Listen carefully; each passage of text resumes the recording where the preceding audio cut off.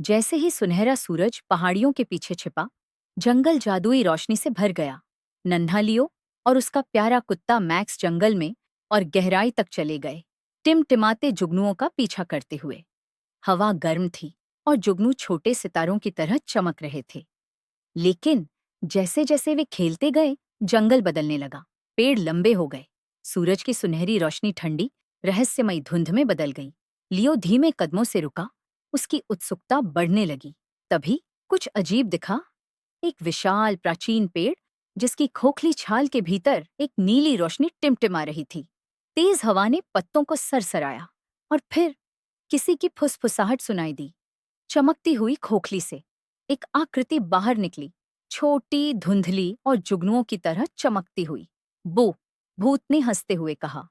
ओह, मेरा इरादा तुम्हें डराने का नहीं था। मैं विस्पी हूँ, इस जंगल का रक्षक। लियो हैरान रह गया। एक भूत? लेकिन भूत तो डरावने होते हैं ना? विस्पी हवा में घूम गया और हंसा। मैं नहीं, मैं जुगनुओं की रक्षा करता हूँ, लेकिन कुछ बुरा होने वाला है। तभी हवा तेज हो गई और जुगनुओं की रोशनी मद्धम पड़ने लगी। जंगल कांप उठा और अंधेरे में से एक साया रेंगने लगा। जंगल में ठंडी हवा बहने लगी। जुगनू बुझने लगे और पेड़ डर से हिलने लगे। एक गहरी डरावनी हंसी गूंज उठी। आह, नया अंधेरा! ग्लूम की काली छाया हवा में लहराने लगी।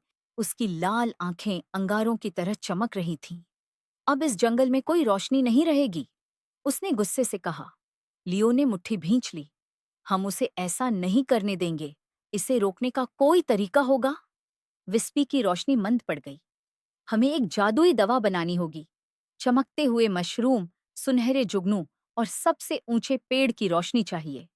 गहरे अंधेरे जंगल में लियो, मैक्स और विस्पी दौड़ पड़े।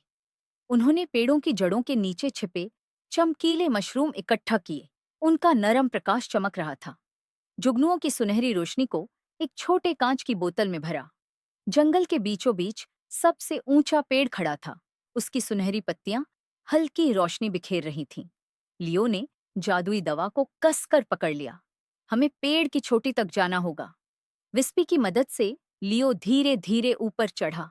सबसे ऊंची डाल तक पहुंचते हुए तेज हवा बहने लगी और ग्लूम की काली धुंध चारों ओर घूमने लगी, उन्हें रोकने की कोशिश कर रही थी। तुम मुझे नहीं रोक सकते, ग्लूम गरजा। लेकिन लियो नहीं रुका। उसने दवा को ऊंचा उठाया। गहरी सांस लेते हुए लियो ने जादुई दवा को हवा में बिखेर दिया। वह सुनहरी धूल की तरह चमकने लगी और पूरे आकाश में फैल गई। जुगनू फिर से जल उठे, पेड़ सीधे खड़े हो गए और जंगल में फिर से गर्म रोशनी लौट आई। नहीं, बहुत ज्यादा रोशनी! ग्लूम चिल्लाया। अंधेरा मिटने लगा और जंगल फिर से सुरक्षित हो गया। जुगनू खुशी से नाचने लगे। उनकी रोशनी चारों ओर फैल गई। मैक्स खुशी से भौंका। उसकी पूंछ तेजी से हिल रही थी।